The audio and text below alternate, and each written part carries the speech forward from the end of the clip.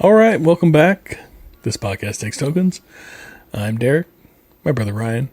Let's start out with our icebreaker question I left you off on last week, which was, what was the first video game you remember getting for Christmas or even your birthday as a present? Do you remember? Yeah, well, so yes and no. I thought about this, and there's a couple ones that I know I got early on, but I don't know which one came first. So I just kind of picked one. I mean, I've always had, I remember, I always had an NES, and I had a bunch of games for it, but I don't ever remember how I got all that.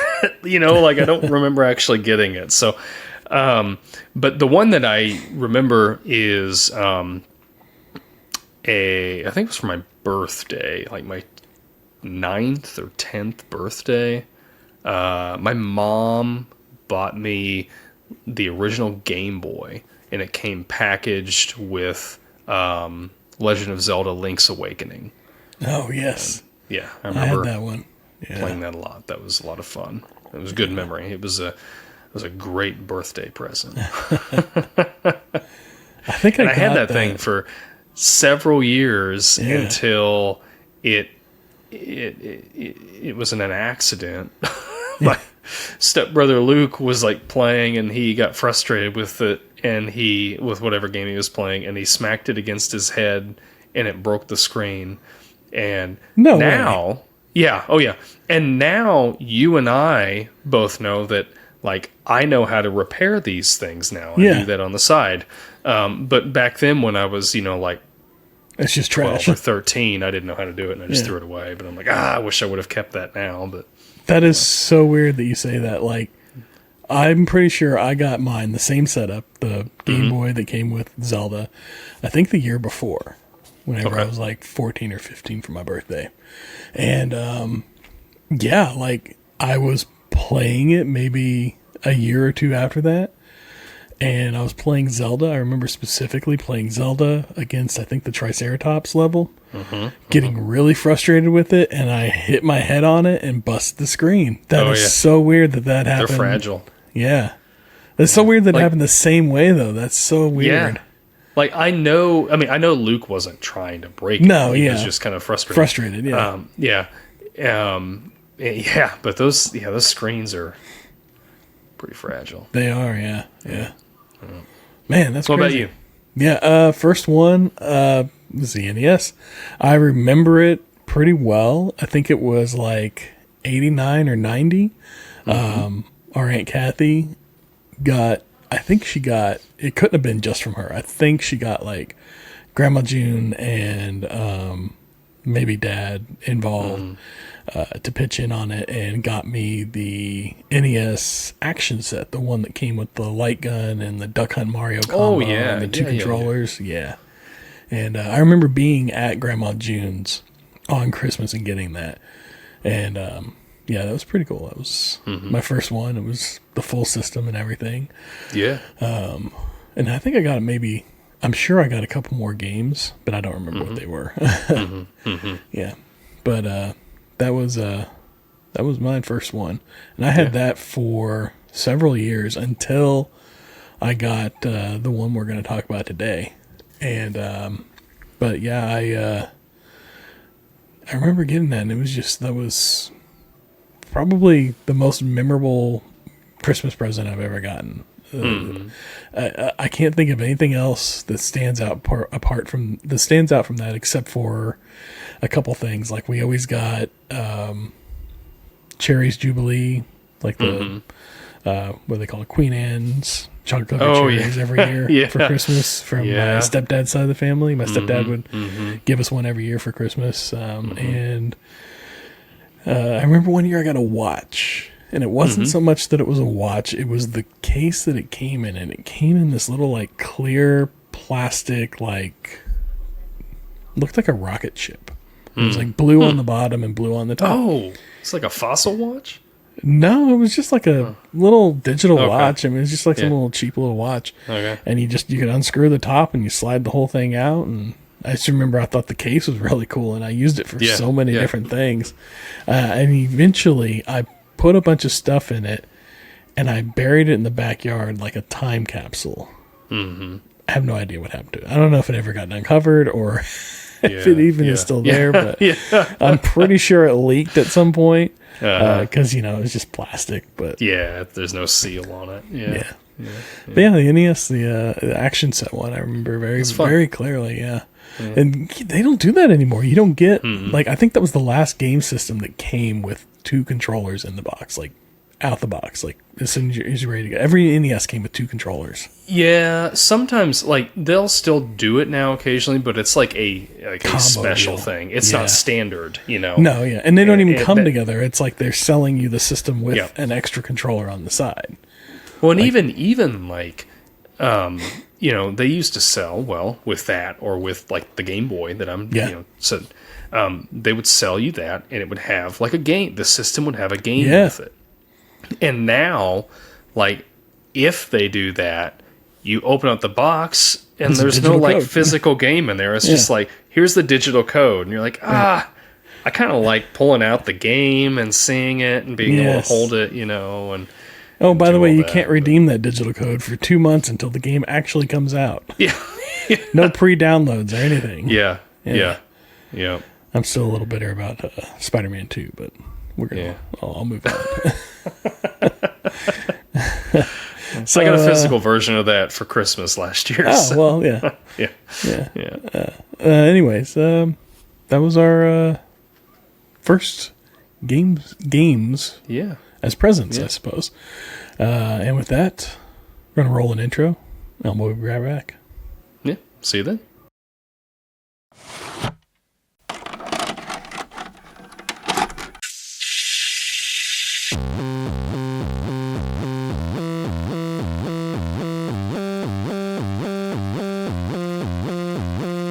Your local video store card. A comic book in your back pocket. Games with no tutorials. Music you had to discover. And drinking water straight from the hose. These are the things us millennials remember fondly. We are the Jennings brothers. Join us after the streetlights come on as we race our bikes from the top of the hill right down memory lane.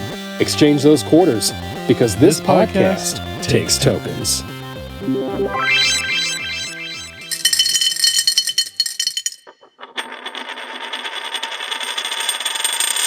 All right. Well, you probably haven't guessed it by now, and I doubt you've guessed it because the title of this show, well, the subject of this show is very personal to us. It's not any movie. It's not any specific game. We are going back to Christmas. We're going to call it 95 because I can't remember the exact year. Yep. But I'm pretty sure it was 95, maybe 96. Family friend of ours, Linda, ran what was called Video Castle up north. And actually, in my research, I couldn't find a trace of Video Castle online. I couldn't find any articles talking about it. Wow. I couldn't find any pictures of it. I couldn't find anything that would prove that this place existed, but it did. And it was a chain. There were several of them. Yeah. It was video stores. Video stores. Video stores back in the day. And she had, VHSs, and she also rented out some games, a small section of games. And, we would go. And you and I would work there. That's right. Go and hang out. And we say work, but we can put air quotes on that. You would do more work. You would work like the cash register. I would just go and put the clips on the movies saying when they were going to be back. Or dust the shelves. Put them back in, make sure everything's in alphabetical order. Yeah. But mainly we just hung out and had lunch and kept her company, and that was a lot of fun. It was a good time. We enjoyed it thoroughly. Yep. And at the end of the day, she'd let us take a movie or a game home for the night and then bring it back the next morning before they opened up, and that was awesome. It was who could beat a free video game or a free video store to, the world is your oyster and you're a child like that. Yeah. But, so anyways, eventually she had to shut it down. And, when she did, she not only rented out movies and games, but she also rented out game systems. And so that Christmas, she gifted each of us a game system and a couple of games. And me, you, and our cousin. And I remember that very well. That's probably my second favorite Christmas. I remember it. Yeah. Christmas memory. Yeah. Yes. Yeah. We were at our cousin Jack's and, aunts and uncles and all that. And, we each opened up a different game system and got a couple different games. I myself got a Super Nintendo with a few games in with it as well. And you got the Sega Genesis with a couple games. Yes. Yeah. I'd been wanting a Genesis, like at that time. Like I had, I think I must have had my Nintendo then, but I was really like just enthralled with the Sega Genesis. And yeah, I was so excited when I got that. Yeah. It was a lot of fun. Yeah. Yeah. So yeah, we were, like kids in a candy store. It was great. Oh yeah. Took us up to the whole next level. Like I said, I had my Nintendo up to this point. Shortly after this, I took my Nintendo and all my games up to GameStop and traded it in for my $5 or whatever they gave me for it, and got another game. And but I'll talk about that here in a little while.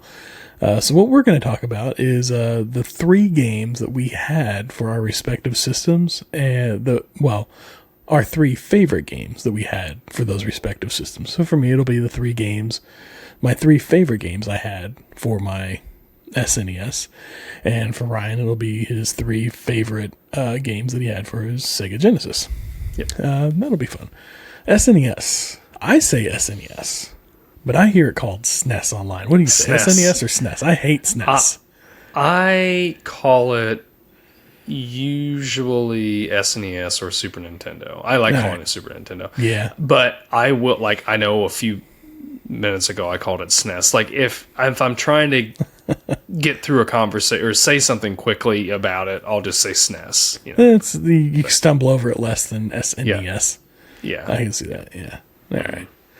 Okay. So, I think it's got to be a regional thing. It's got to be a U.S. thing, calling it the S.N.E.S. I think the SNES thing comes from like the U.K. or London.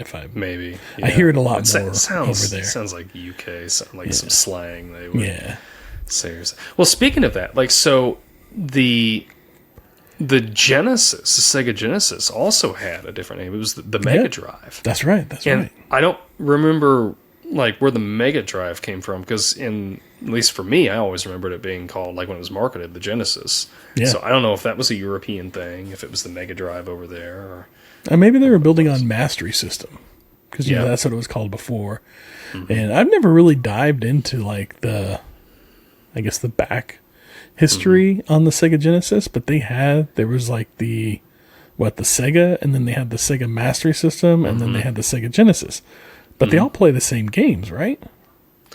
I think it's kind of like now, where they would just re-release games on the newer systems. So Altered Beast, I remember I knew somebody that had a Sega Master System, and they had Altered Beast on that. But then I think our Aunt Kathy had Altered Beast on Genesis. Yeah. And it may have had a little better, a little more improved graphics or something like that. So it's their half units were the pros or whatever. Okay. Yeah.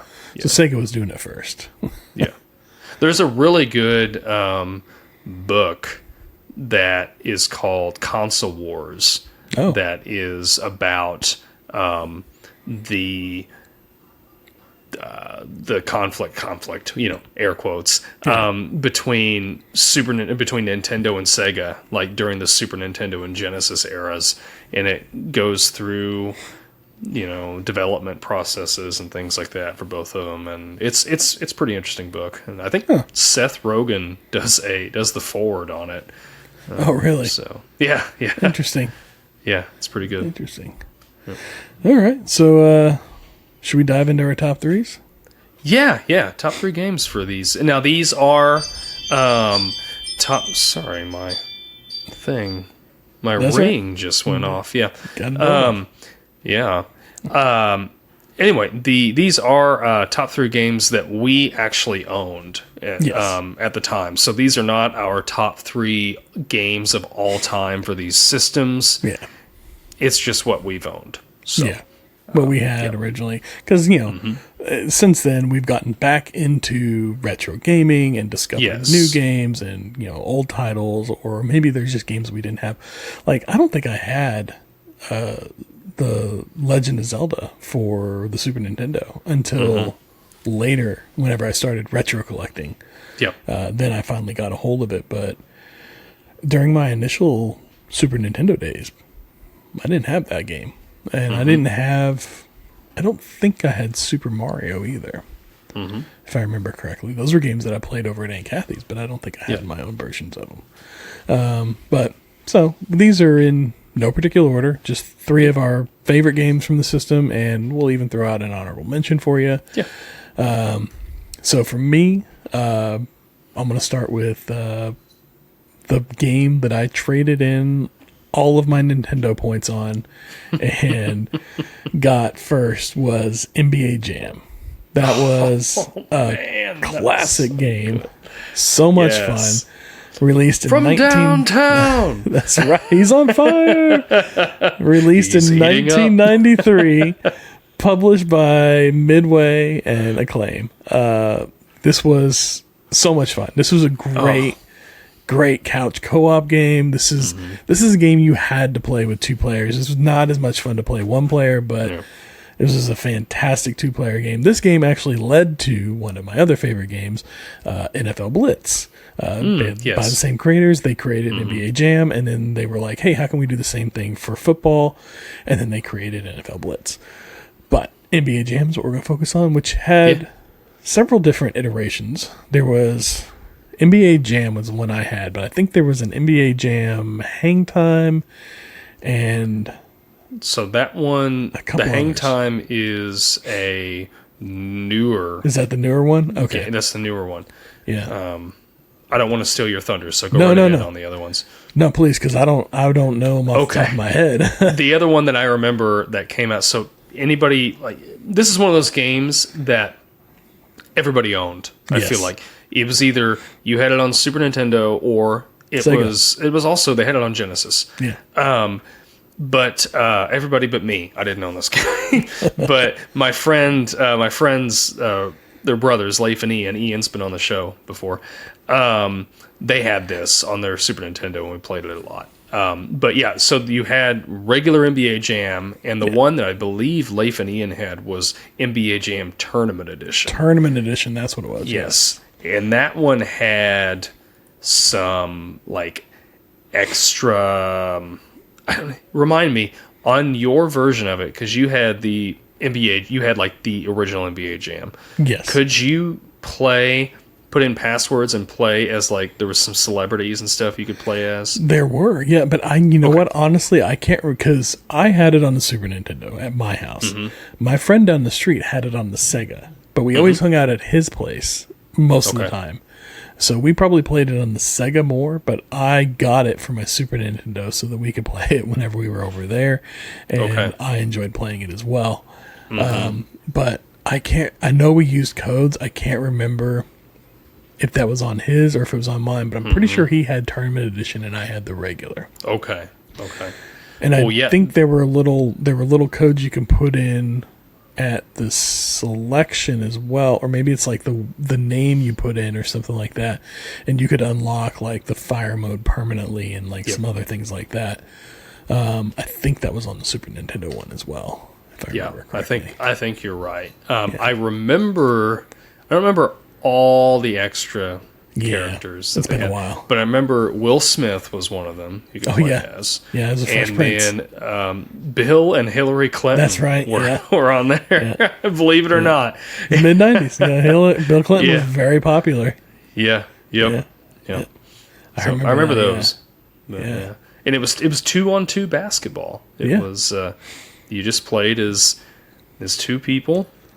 I was always disappointed with the Bulls because they had Scottie Pippen, which is great. They didn't have Michael Jordan. They didn't have Michael Jordan, and I'm guessing they just couldn't secure the rights to have MJ on the game or something. I think no, he wasn't retired at this point. No. Maybe in Tournament Edition he was. I don't remember, but I remember the game you always picked was the Hornet, or the team I always picked was the Hornets. Mm-hmm. Charlotte had a good team, I guess, that year, or they were favored for whatever reason. Maybe this Acclaim is out of North Carolina. I don't remember, but the Hornets were my team to pick every time, and they did pretty good. I was pretty happy with them. Yeah. But yeah, Bulls were disappointing for sure. Yeah, I can't remember who I would play as. But yeah, I definitely remember they had Pippen, and I was okay with Pippen. But I'm like, you got it. Like, Pippen and MJ go together like peanut butter and jelly. You got to have them both right. But there was one, I can't remember who he played for. There was one that had Muggsy Bogues. Oh, that's right. He was like, what team was he? But he was, he's a super short basketball player. But he was like on that game. Spud Webb. Yes. Yeah. Yep. But they were good. They were quick. But shorter. Yep. But Yep. I want to get the arcade one up that they have for it. Mm-hmm. But I hesitate because all it is NBA Jam. Like, you look at a couple of the other arcade one ups and they'll have like the Class of 81 edition has the Miss Pac-Man and Galaga and like Mappy and like a bunch of other games. It's got like 15 games on it or something like that.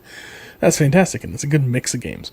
And then you look at the NBA Jam one, and it's just got like 3 different versions of NBA Jam. And I'm like, why can y'all include bundle it with NFL Blitz? That would be I would 100% buy it then. Yeah. But like it's just not like I need another game with it. I need something different.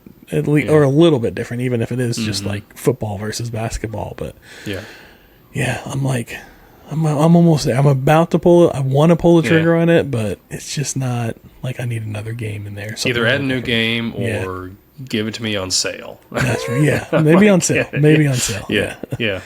So, anyways, your number 3. You want to start us off? Yeah. So my number 3 again. Mine was the Sega Genesis that I got. Came out this game came out on November 22nd, 1995. Believe it or not, I played this game a ton. The Toy Story game. Oh yeah, that was a fun one. Oh, excellent platformer. Excellent. Yeah. And this is like the time when Disney was making just stellar Lion platformer King, Aladdin, games. Oh my Chip gosh. And Dale. I remember DuckTales. Yes. Even like for Game Boy Color around this time. Well, Game Boy Color came out a little bit later, but like they did one for A Bug's Life that was really good. Huh. And they had just great Beauty and the Beast. Like that was fun, This Toy Story game, it was fun to play, and it almost looked 3D. Like the way that they had modeled the sprites looked almost like the movie, as good as a video game could, process that at the time. Were they using the Super FX chip on that one? I don't remember. It's a Sega, not Super Nintendo.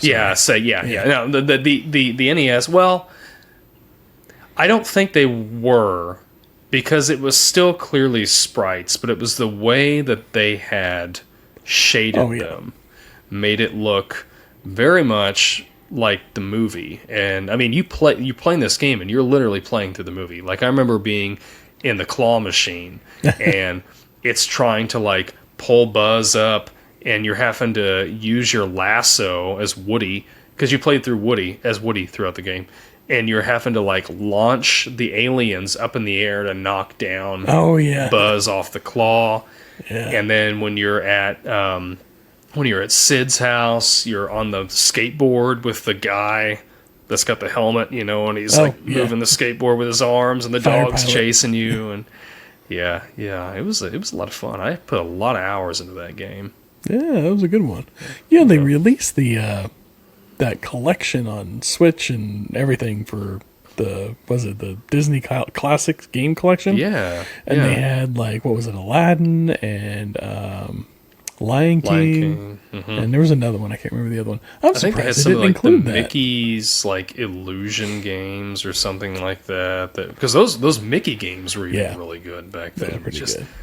Gosh, they were killing it. And then they had the Goof Troop game that was on Super Nintendo. Oh, yeah. I don't know if you ever played that. That was like a puzzle game. Oh, Yeah. man.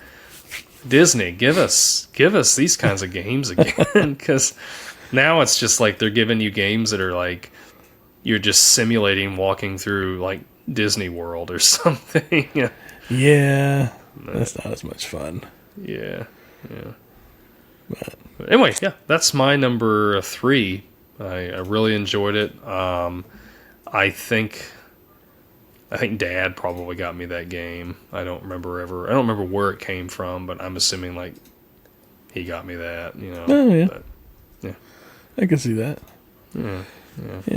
Yeah, that was, I remember that one too. That was I probably played yours if I remember correctly. Sure.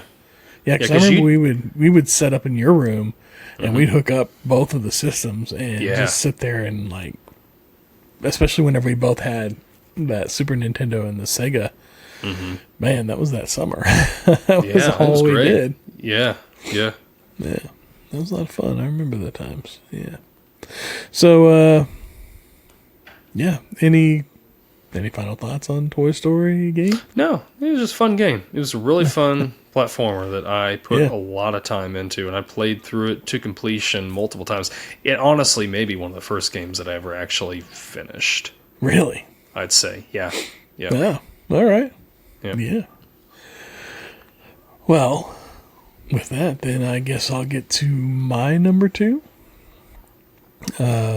Super Black Bass. Not really any way to talk about it. Yeah. This is one that I got with my system, and I didn't think much of it. But then I sat down and I started playing it. Oh my God, this game was so much fun. Yeah. And it's like, it's not just going out and fishing. Like, you're on a lake during a tournament, and you have to like, you have like, I think 24 hours. And so you have to go around the lake and find the spots where there are fish. And you got like you drive your boat around the lake and you got like a little fish finder thing going off. And it's also like what time of day it is and like where are the fish going to be and everything. And they got like little tips and stuff that you can go in and read and learn about the fish in the area. And so I guess it's kind of like a puzzle game in that respect. And so I would drive around and I kind of got to where I learned where I needed to go, and I'd hit the same spots over and over again and just cast a line out there, and you can kind of learn what lure works on what fish and what color they like and all this other stuff. And you catch fish and you start reeling it in, and sometimes they'd fight back. Well, they'd always fight back, but you got to kind of like fight with them, and you don't want to fight too hard because your line will snap, and but you got to fight them, otherwise they get away. And that was just a lot. It was one of those games. I think this is one of the first games that I ever discovered that I liked to just kind of casually play, to sit back and just relax and play by myself. This was a solo game, and it was a chill out game for me, and I loved that for it. And I played it all the time. This is one of my favorite games. It was released in 1992. It was published by Hot Bee, who I don't think I've ever seen release anything but fishing games. Probably not. Yeah. But yeah, this one was a lot of fun. Super Black Bass. I actually found Black Bass on the NES probably about a year ago at a flea market or something, wherever I was at, and went ahead and picked it up because I was like, oh, I really liked Super Black Bass. Let me try the original on the NES. And so I got it, and I just haven't gotten to play it yet. It would be really exciting if I came on here and I was like, oh yeah, and it sucked or it was great or whatever. But it's sitting in my collection along with probably a dozen other games that I've bought and haven't played yet because I'm a collector more than I'm a player. You collect it for the memories. Yes. And you're like, I remember playing that. Or I'm going to play this. In this case, I feel nostalgic about that game, about the NES version, even though I haven't played it. Yeah. Will I play it when I'm retired? plan to. I plan to. Yeah. This is the trappings of every millennial dad. Yes. Yeah, I remember this game. Aunt Kathy had this game, and I would play it when I'd go over to her house.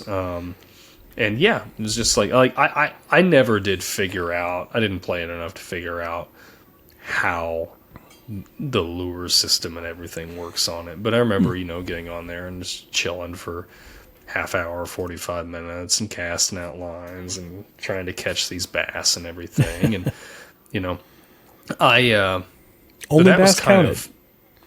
What's that? I said an only bass counted. I think if I remember, I only ever played I think if you beat the tournament, you could go into different lakes and play different levels. Right. I think I only ever had the patience to play the first lake, the first tournament. Because there was no. I mean, these games didn't have a save system in them. No. And there was no password system. I don't think for this. Some of them had a password system, but I don't think this one did. Yeah, I don't think it did. No. I need to look because I actually own this game now. Oh. It's like you. It's in my collection. But I haven't played it. I actually got it. One of the ladies I work with, she knows I'm into video games and repairing systems and games and stuff like that. And her husband was just dumping some stuff, man. And she just brought me in a big plastic sack of. She's like, he's getting rid of all these games. I just thought I'd give them to you. And Black Bass was in there, Super Black Bass. I'm like, oh, man. Okay, yeah. So lucky you. Yep. It's on the shelf. I just haven't gotten around to playing it yet, but I definitely want to. Like I say, as much fun as I had playing it, I have not sat down and played another fishing game, even a modern one. I don't really have a desire to. I'll be curious, I guess, but never played one. I've played fishing mini games, within a game, whatever. Yeah. Zelda, yeah. That was amazing. Speaking of this, did you know? This is kind of a side note, but and I may have mentioned this on the show before. I don't remember, or maybe just in a private conversation you and I had. But years ago, and I think it was only released in Japan. Nintendo released a peripheral thing to attach to the original Game Boy that you could use to fish with. Really? And you would drop. It had a sensor that would plug into the Game Boy, into the cartridge, and you would drop it in the lake. Yeah, and it would blip up on your screen if there was fish. Huh.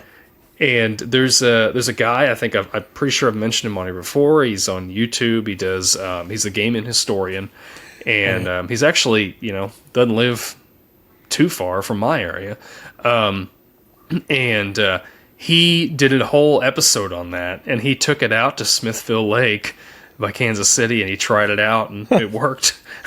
Interesting. Yeah. No, I didn't know that. That's fun. Yeah. That's interesting. Yeah. Oh. But what's your it's number not two? Super Black Bass, but it's Super Black and Green Bass. Yeah, exactly. Yeah. Well, my number 2, all right, was the original Mortal Kombat, released October 8th, 1992. Now, I don't know, that may have been the arcade release date. Yeah, that's kind of tricky. Yeah. That's another one where they had multiple releases and different versions, and And I had the Sega version, obviously, so I actually had the version that showed blood. If you had the Super Nintendo version, it was just green blood. I had the Super Nintendo version. It did not. Yep, it was just green. It was weird. Yep. Now, I'm curious, were the fatalities toned down in the Super Nintendo version? Do you remember? I think they were the same, but I think, like you said, it was just green blood. Green blood. I think if I remember correctly, there was one where somebody ripped somebody's spine out and was holding up their skull, and I think that one may have got changed. Okay. I don't remember. Because, I had it, but I didn't play it that much because it just wasn't as cool. You gotta have the one with the blood. So, we would always play the Sega version over at my friend's house. Yep. So. I remember going through this. I'd play it. I'd play it with friends, but I would play it by myself a lot. Yeah. And I'd go through the tournament, and I got to like Goro, I think, is as far as I could ever get. And then there was like, I think Shang Tsung was after that or something. Yeah. Maybe I could get to Shang Tsung, but I could never beat him. But I had a friend, which I'm sure a lot of the listeners had this friend too, but at school, he like wrote down the fatality list for me of all the fatalities. So I had the codes of all the fatalities. And I remember like, it'd be a rainy Saturday or something. I'd be playing and be like, I want to see what Raiden's fatalities are, and I would do that. And they even had like the environmental fatalities. So they had that one where you were fighting on a bridge and you could uppercut somebody and they'd fall all the way down to the pit. Yeah. It was a lot of fun doing that, and I don't know if I don't know. I feel like that game is pretty mild compared to games now. Absolutely. So, like there was a lot of panic over nothing. Yeah. This was one of those games that was very controversial at the time, but now people look at it and they're like, "Meh, whatever." Yeah. But yeah, that was a lot of fun too. I remember playing that one a lot in the arcade as well. Spending a lot of quarters on it. I didn't have the friend. I had I don't remember if it was Game Informer or GameSpot or one of those magazines, and it had all those, and it was like they did like an article on Mortal Kombat, and they had all the moves and the specialties and everything like that. And I remember over the years, like we would get those because like I think like the third one, they had not only like the fatalities, but they also had like the animalities and then like the friendship things and the babyalities. And, like, they added so many different things to it. The third one was nuts, but it was a lot of fun. Like I said, I had it on the Super Nintendo as well. But yeah, that was a lot of fun. It was a good one. Yeah, it was a good game. It was really good. It was. Now I can't play them now. Like I've tried, and I am so bad at modern fighting games. There's I too think many. Mindy and the kids. The chains are too long. Oh, they are. I can't process that. Mindy and the kids got me Street Fighter 6, the new one, or 7. What it was 6. They got me 6 for Christmas last year, and like. I tried playing it, and I'm like, I can't remember these. I got to remember like 50 different button combinations just to punch somebody. Like, I can't do it. And they had like a basic, you could change the settings to like basic controls or something, but it just wasn't. I don't know. So I ended up selling that game. But it's the elder I rarely sell anything, but I did sell that one. But what did you ask? I said they have an elder millennial setting. Yeah, they should. Yeah. I don't know. I want fighting games or something like I would love to be able to get back into because it seems like a lot of fun watching people like online play them or talk about how much fun they have with them. In like Street Fighter 6 looks great. Just I can't do it. I just can't do it. I can't. This one was like you. The last one I got into was Injustice. They did with DC. That one was fun. That was a lot of fun, and it was simple. It wasn't that complicated. I love playing that one. And now they have like an arcade, or they've had an arcade for a few years now, I guess. But yeah, you can go to the we go to Dave & Buster's every once in a while, and they'll have an arcade set up there, and you can play it. And after you get done playing, it'll give you a little card of one of the characters, and then the next time you go to play, you scan that card and you can add that character to your roster, so you can collect up all these. Like I have like a little stack of cards, and now whenever I go play, I have like my favorite characters that I can play with. And it's a lot of fun. I enjoy that. That's one. cool. And they did a sequel to it, and the sequel wasn't as good. I think they tried too much with it, but that first one was a lot of fun. I enjoyed it. It was. Yep, I enjoyed it. I played a little bit of the second one. But I was like you. I was like, this is okay. But it's not. I think the first one had like a really good story with it too, I thought. And like they actually even ended up making like a comic series about that story. They continued it. Yeah. And they had like the mobile game that tied in with it as well. So you could play the mobile game and unlock things in the console game and vice versa. That was really, I got really into that one for about a year or so. And it was a lot of fun. I enjoyed that one. Yeah. But it all goes back to the original Mortal Kombat. Mortal Kombat. Made by Midway. Another Midway game. Yeah, Midway was on a hot streak. They had a lot of good ones back in the day. Yeah. So that brings me to my third one, which ties in nicely.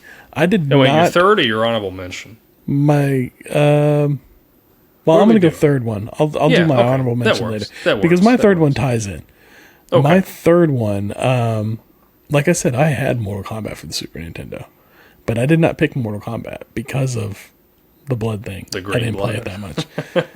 And I didn't like that Nintendo exerted so much control over that. Yeah. But, here we are. So my third one is Street Fighter 2, which was another game that I got with the system whenever I got it. Originally released for the Super Nintendo in 1992, Christmas of 92, December of 92, published by Capcom. This game has a bit of a history, like the NBA Jam series, where there are multiple versions. Like there's the Super Street Fighter 2, there's Street Fighter 2 Turbo or Alpha, or I don't know. There's multiple versions of it, and it was originally multiple. And there was originally an arcade, and then multiple versions of the arcade. Yeah. The arcade was released, I think, in 89 or 90, like something like that. Something like that, yeah. So, yeah. But this one was like, I had a lot of fun. This was one, like you said, I would sit down by myself and play this one and play through the tournament modes and work my way through the ranks and everything. Can never beat that in Bison, but, had a lot of fun trying. Yeah. They didn't have fatalities. They didn't have any kind of finishing. Yeah, because as soon as you beat the level, you were just like, your guy did like a celebration pose, or your girl. Yeah. Which those were always fun. Those were always fun. Chun-Li's was the best. She'd just really cutely jump up and but you would get, what I did like is you would deliver the final blow. Yeah. And then you would hear the and go slow motion. Yeah. Yes. They really they emphasized it and played it up for sure. Yeah. It was a lot of fun. Yeah. I love that. But they did have that one level where you could beat up the car for whatever reason. And it was just kind of like a nothing level. It was just kind of to fill time, I guess, to give you a little bit of a rest or something. Yeah. I don't know. But yeah, it was Street Fighter 2. Always had a lot of fun with this one.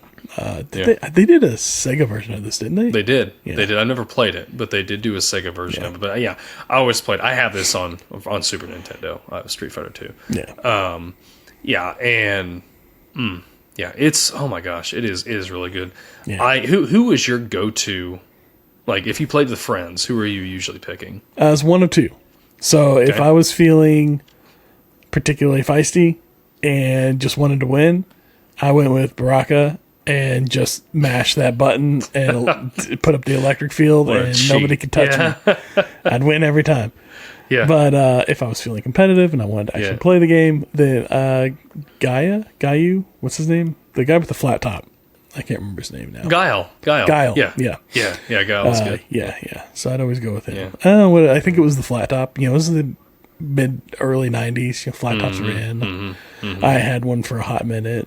Oh, yeah, I remember that. I think there's a picture of you, me, and Dad. We all three have a flat top in that picture. Dad, too? I think he did, yeah. I think he did. All right. I gotta see that one. Yeah. But yeah. Yeah, I always went with, I'm like you, I guess. If I wanted to be cheap, I would go with E Honda, and I would just do his his the chopping fire move. Oh, that one. Or I guess you could do that with Chun-Li too, but with her leg. But yeah, if I was feeling competitive, it was usually Ryu that I would play as. Yeah, because I just liked his Shoryuken, and I knew how to do that move, and yeah. You were talking about Mortal Kombat. It was definitely, that's the divide. If you had a Sega, you had Mortal Kombat. And if you had a Super Nintendo, you had Street Fighter 2. Yep. And you were in one of those two camps. Yeah. Firmly. Yep. I had a friend, Dave, and he was like hardcore into Street Fighter. Like he owned all the animes for it. Like anytime a new Street Fighter game would come out, like it'd be pre-ordered, and he was like way into Street Fighter. I think he had like some of the mangas and stuff like that for it. Like he like knew the story inside and out and everything for it. He's really good at it. You didn't want to play him because it was just like he just wiped the floor with you. Dave, I just want to have fun. I don't want to. Yeah. That, I lost my thought. I had a thought on it, and I lost it for Street Fighter. But that's right. Yeah, it was good. It was a really good game. It was definitely. I mean, it's still good today playing that. Yeah. And I think this like Mortal Kombat, like I don't feel like it holds up as well today because of the visuals on it. I feel like you play it and you're like, oh, this is kind of dated.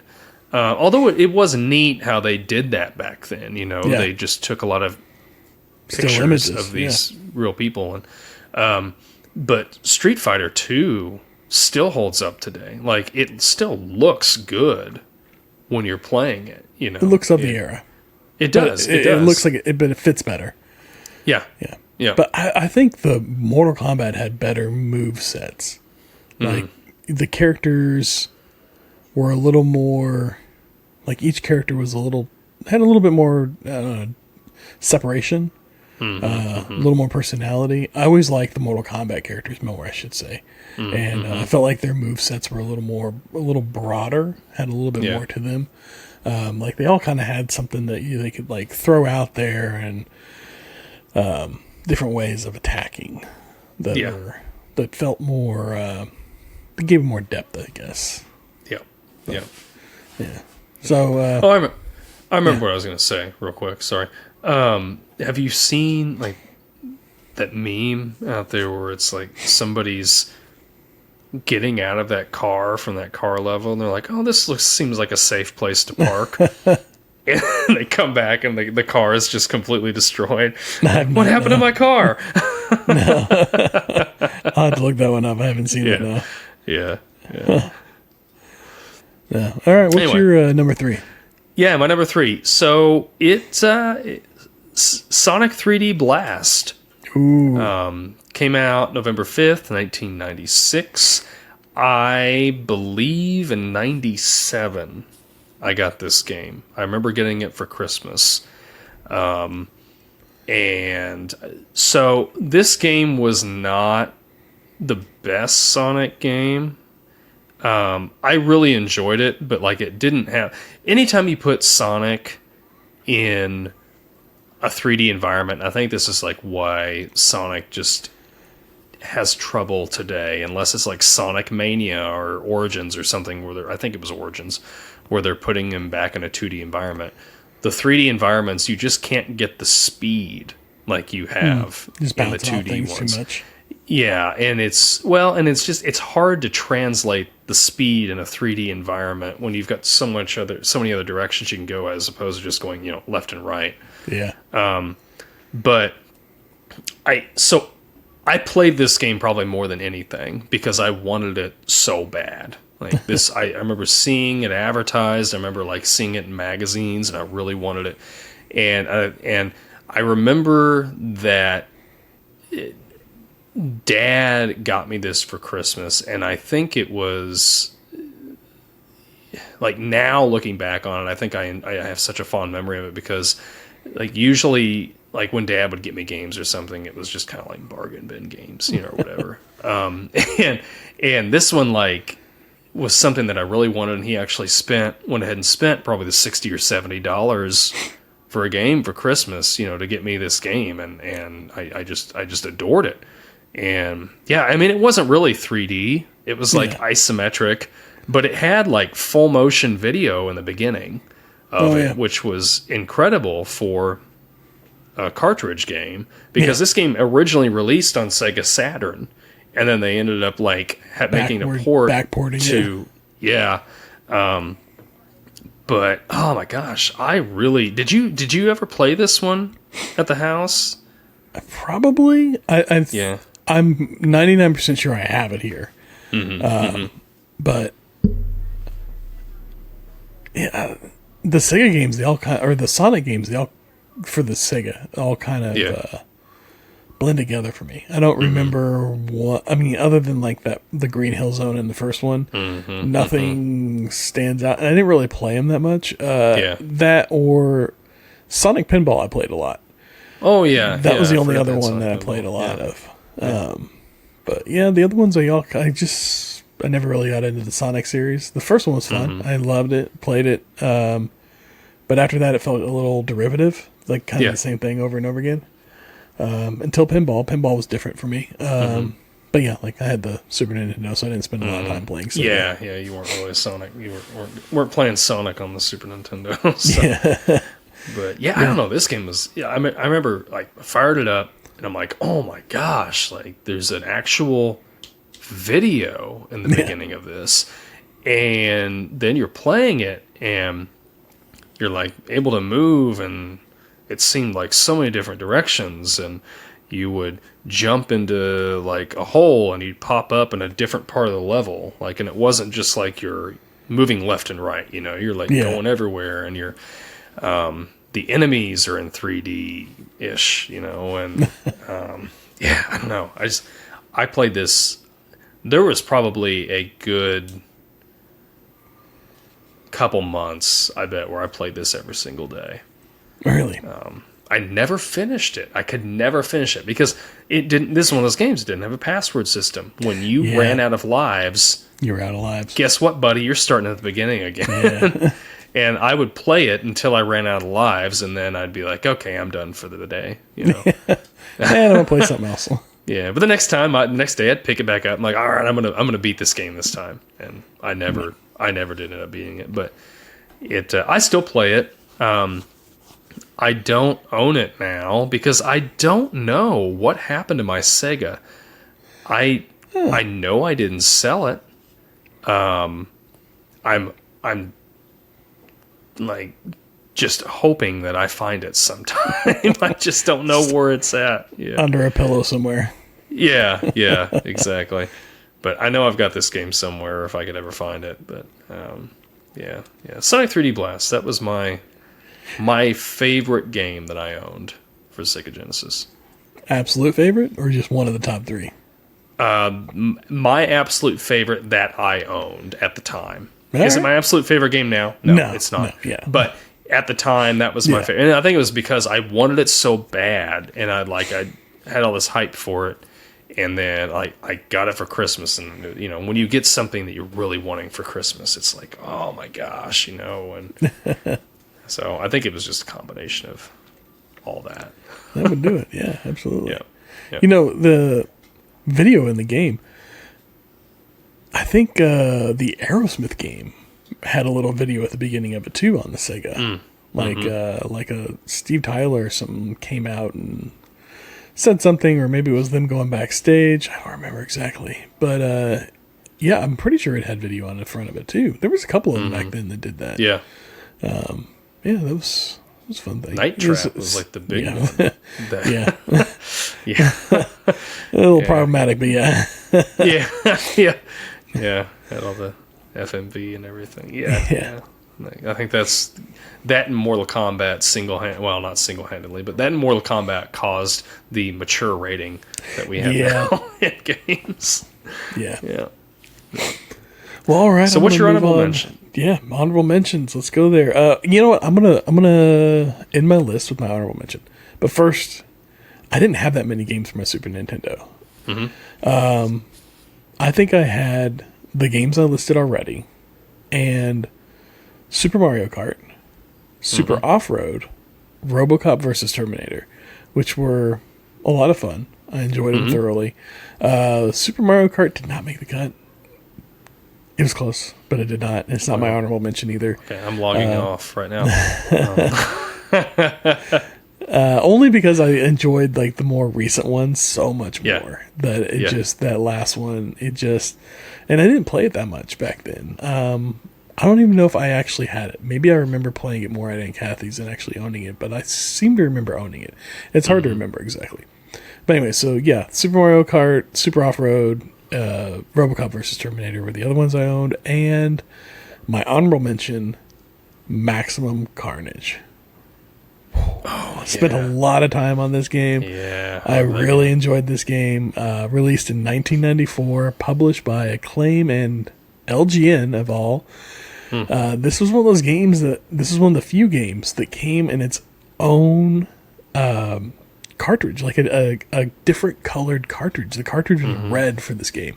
For anybody that bought the first round, now they re-released, or later versions of it were in the standard gray case, but or gray cart.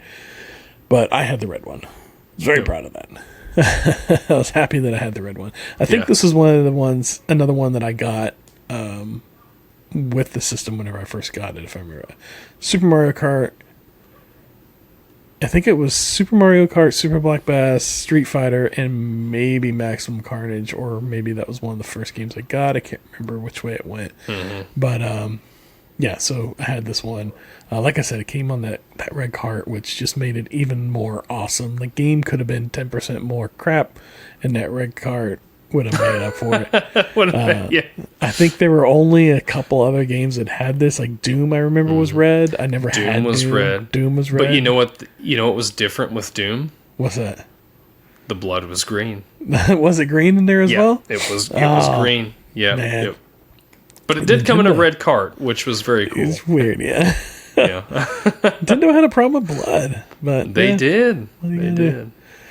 Yeah. And then Killer Instinct came in that black one. And those are the only other ones that I remember that were colored. I don't think there was any more that were colored, which I fully would have expected them to put the Zelda one out in a gold card. Why did they not do a gold card on a Super Zelda game?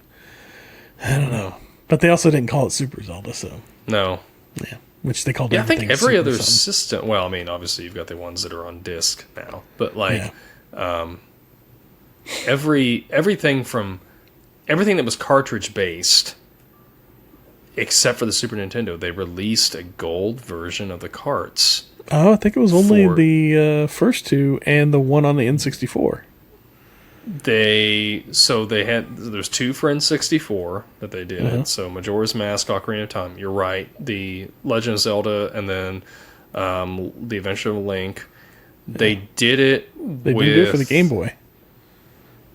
Oh, you're right. They didn't do it for the Game Boy. Yeah. Okay. They did release a gold disc. The label was gold for the Wind Waker.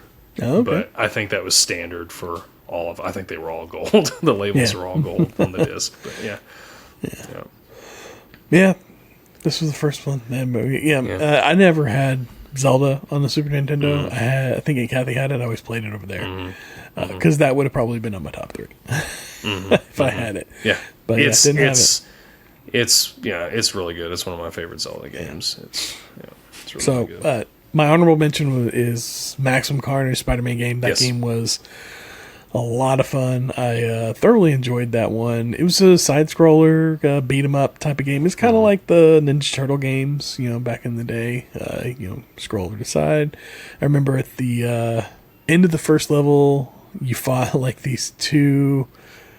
I think they were women with really long hair that would just like whip their hair at you. Oh yeah, I remember that. To beat them back and forth. Yeah, but it was a fairly easy game to play. I remember it was really cool because the music was by Green Jelly, and it had like a big splash screen at the beginning, and it said like music by Green Jelly. Do you remember Green Jelly at all? No. Oh my god, not at all. Okay, you got to do yourself a little favor and just look up Green Jelly, Three Little Pigs. Okay. It is the most 90s, 80s thing, and it's so much fun.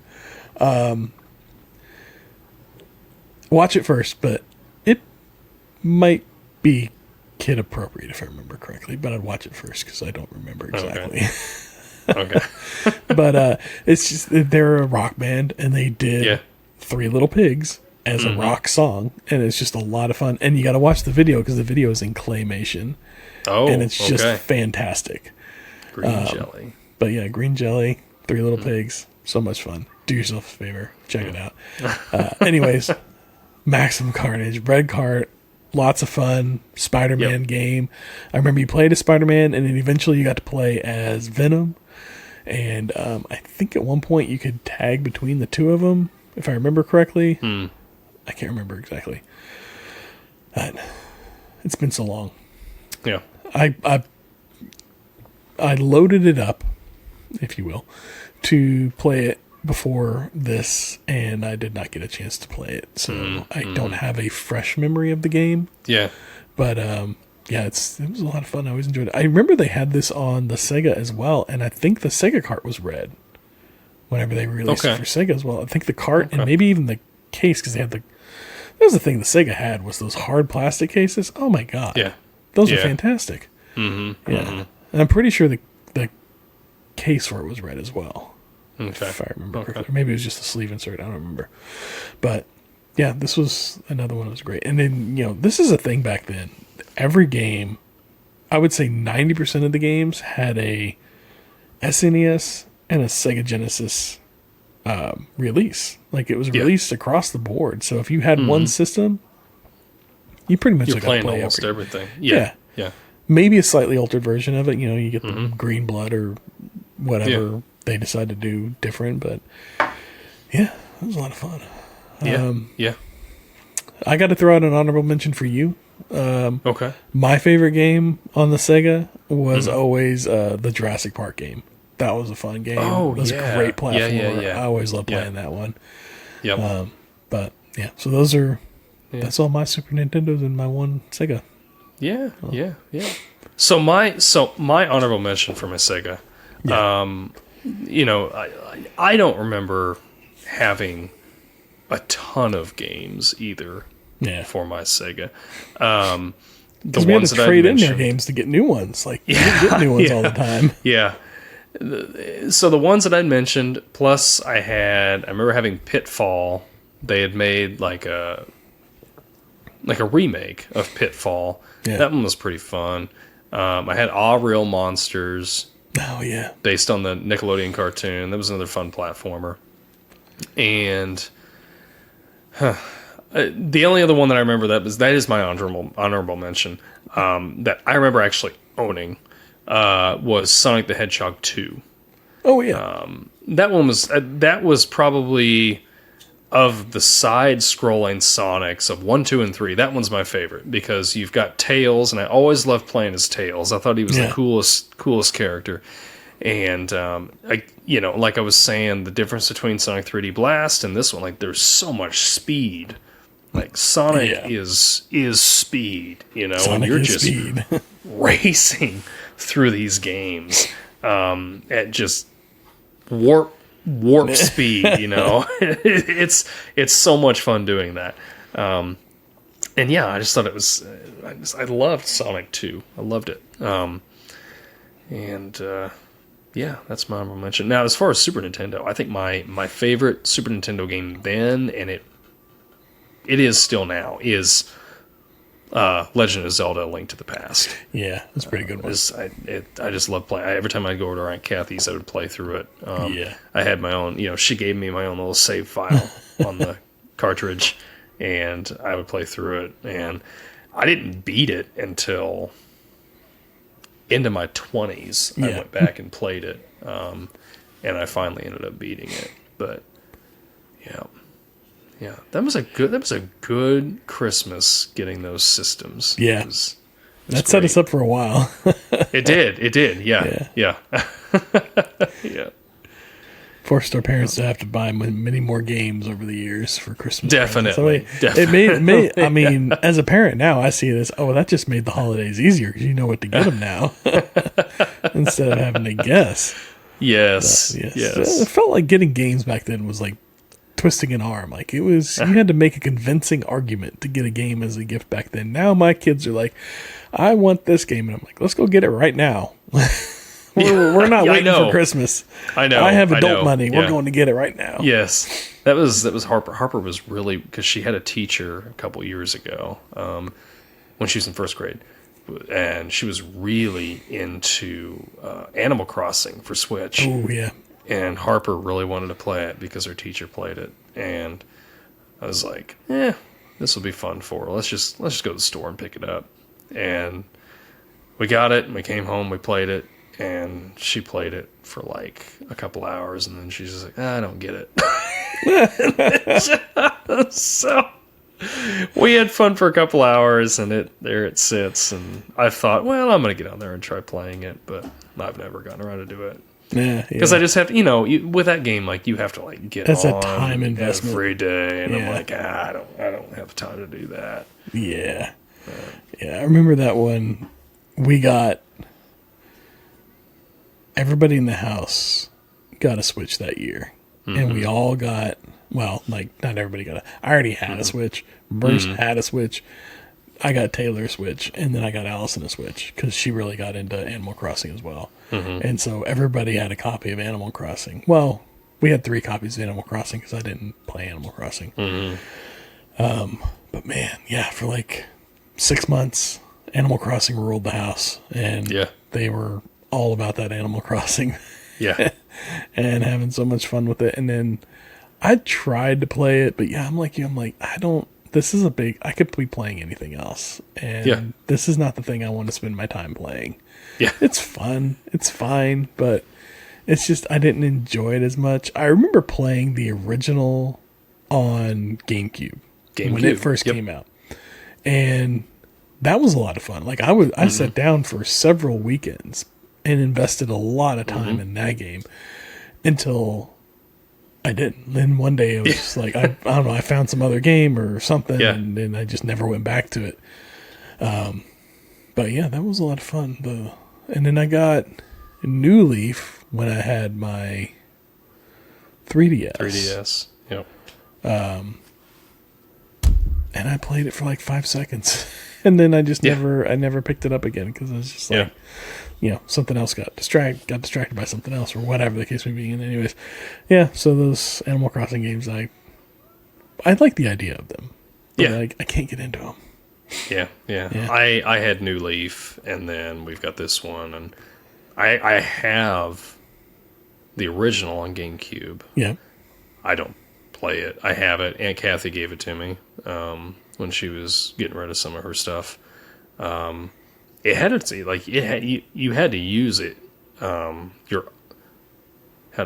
It took up an entire memory card's worth of memory. I remember, like, you had to have a specific memory card for it because they were originally going to release that game for the Nintendo 64, but they couldn't get it to fit fast enough. To work on. Well, they couldn't get the carts. The 64 carts didn't have the storage space to they couldn't fit it on there. So then they just moved it over to they worked on some stuff and improved the graphics and stuff and just ended up releasing it on GameCube. GameCube. It was a very big game on GameCube for sure. It was a big seller on theirs. That's funny. Those GameCube games, it seemed like, because all the games, the little case for the games had a little slot for a memory card, and those memory cards were so tiny. It was definitely like they wanted you to have a memory card for just about every game. I think that was their plan. They even gave you a little spot for it in the game case. They're like, you know what, you're going to need this. Because we're going to require a lot of space. And we're going to give you very little. I think there was like 4 megabytes was one of the memory cards or something ridiculously small. And then we're going to sell them for like $30 a piece. It's like a whole other game. Exactly. It's Nintendo, man. They're going to figure out how to nickel and dime you for sure. Well, but, that's our Video Castle. Video Castle Christmas. Video Castle Christmas. Man, I am so surprised I could not find anything online about this place. It just exists in our memories only. I'm like, I was hoping to at least find like the logo or something that I could use, Nothing. I can't even find a mention of it. Like, I've found several threads or posts or whatever, or blog posts where people are talking about like the best video stores from their childhood or whatever in North Missouri. And I'm like, surely it's going to, nope, not on there at all. Yep. They'll mention Blockbuster or Family Video, but they won't mention that one. I'm like, oh. Yeah. So yeah, I don't know if you have any memories. If you remember Video Castle, please let us know, because Let us know. I want to believe I'm not imagining this. Yeah. It's It just did our happen, right? imagination. Yeah. Okay. Yeah. Yeah. So, what do you got for us next week? So before I get to that, we do have one One comment. Yeah. It's from our Quick and the Dead episode that we just did released a few weeks back. And actually, believe it or not, Teddy Roosevelt who's he would have been who's making a comment. knee high as a grasshopper back then. Yeah. Teddy Roosevelt 3119. He said, "Not gonna lie, this wasn't a horrible movie." Yeah. No, it was not. I told him, I responded, I said, it was a fun rewatch. Certainly not the best Western that we've ever watched, but it definitely was solid entertainment. That's right. That's all we're looking for. Yep. Yep. Doesn't all need to be, I don't know what you'd say, Shakespeare or Yeah. whatever. But yeah. Schindler's List. Schindler's or List. you know. I've never seen Schindler's List. You ever seen Schindler's List? Oh, yeah. Yeah. Okay. I've never seen it. It's worth a watch. It's I don't want to say it's good based on, what it is about, but it's a good Spielberg movie. It's just, be prepared to just be sad the whole time. To feel some things. Yeah. But it's well done. It's a well done movie. But, All right. Yeah. Quick and the Dead was fun. It was fun Yeah. to watch it, to discuss it, and keep those comments coming. We'd love to read them when they come on the air, and so please make us regret reading them on the air. Yes, please. So just a hint for next week. Going to give you our cold open question. Give you some time to think about it over the week. So, growing up, what is your most memorable experience of being home by yourself? Oh, okay. Yeah. Could be a scary experience. It could be, I don't know, whatever. Anything that you like just sticks out in your mind. We're like, oh yeah, I remember this. Maybe it was a crazy party or something. Yeah. I guess you wouldn't be home by yourself at that time, but yeah. Well, I mean, you could be. Yeah. We know that's possible. Yeah. As we will know next week. Yeah. Yep. All right. Well, before we sign off, do you love This Podcast Takes Tokens? Do you want a free sticker? Time is running out. Show your love for the podcast. Be one of the first to grab one of the first 50 to grab an exclusive sticker. Here's how. Listen to the episode anywhere. Leave us a review on Apple Podcasts, or leave us a comment over on YouTube down below. It's just a nice, good, lengthy-ish comment. Like, I'm just looking for like a sentence at least. Something more than an emoji and a hi. Something we can really, sink our teeth into that we'd like to read out. Anyways, screen capture that. Send us that through an email with your home address to thispodcasttakestokens@gmail.com, and we will send you out a sticker absolutely free. We ask of nothing in return except for your review and your love. Then if you want more than one sticker, you can leave more than one review on multiple episodes or whatever the case may be. Send us those screenshots. Remember, this ends December 31st, 2024. That is really soon. You've got just a week or two to go, I think, at this point. So email those as soon as you get them to get credit. And remember, one sticker per unique review on Apple Podcasts or episode comment. Individual unique episode comment? No. Comment per episode? One per episode on YouTube. Anyways, so get to listening, reviewing, sticker collecting, There are 5 unique sticker designs, and we'll send you out up to 5 of them for free, or just one random one if you leave one comment or review. Yeah. Anyways, with that, you want to sign us out? Yeah. We've reached another checkpoint, and remember, what we were saying, leave us a comment. Sharing is caring. We would greatly appreciate if you like the episode, share it on Facebook, share it with your friends. Share it on Instagram. Wherever. Hit that share button, copy and paste it, yeah. and just let it go off into the ether. Send it to grandma. And please, if you do enjoy it, please hit that subscribe button, because that does help us quite a bit. Yes. And we would appreciate that. So, we thank you for listening, and until next time, be kind and rewind. We'll see y'all around.